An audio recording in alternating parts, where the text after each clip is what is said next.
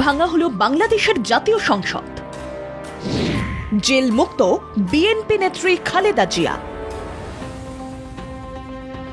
শেখ হাসিনা দেশত্যাগ করার পর সেনা শাসন কায়েম হয়। সেনা শাসনেও বাংলাদেশে অশান্তির আঁচ লক্ষ্য করা যায়। দেখা যায় সোমবার রাতভর অশান্তিতে শতাধিক মানুষের প্রাণহানি হয়েছে।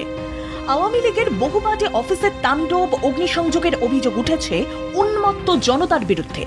হামলা হয় পুলিশের ওপরও। চট্টগ্রামে 6টি থানায় হামলা হয়, আক্রান্ত হয় 14 জন পুলিশ কর্মী। লাগাতার আক্রমণের জেরে পুলিশ শূন্য হয়ে পড়ে একাধিক থানা।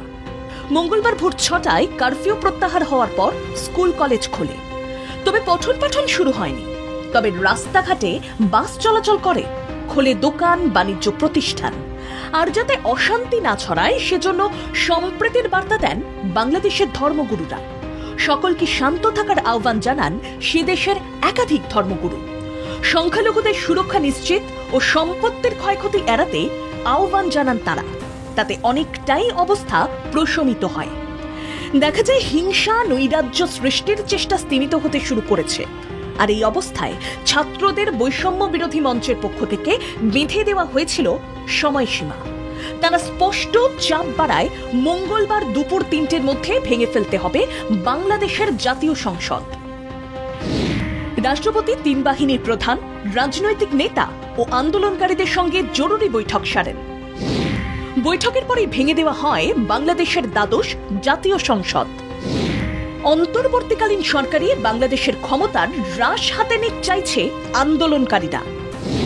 নোবেলজয়ী অর্থনীতিবিদ মোহাম্মদ ইউনুস অন্তর্বর্তীকালীন সরকারের উপদেষ্টা পদ গ্রহণে রাজি হয়েছেন।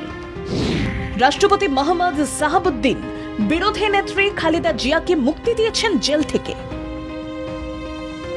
এই অবস্থায় অন্তর্বর্তী সরকারে কারা কারা থাকবেন, কিভাবে চলবে সেই সরকার, সেটাই বিচার্য বিষয়। বাংলাদেশের শান্তি সুস্থিতি ফেরাতে নতুন সরকার পারবে কিনা সেটাও বড় চ্যালেঞ্জের বলা যায়। এর মাঝে শেখ হাসিনাকে ভারতে রেখে দিয়ে তাঁর বিমান বাংলাদেশে চলে গেছে। তাই আপাতত হাসিনা এ দেশেই রয়েছেন।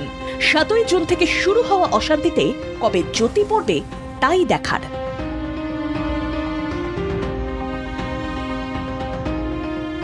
ব্যুরো রিপোর্ট, বাংলা জাগো।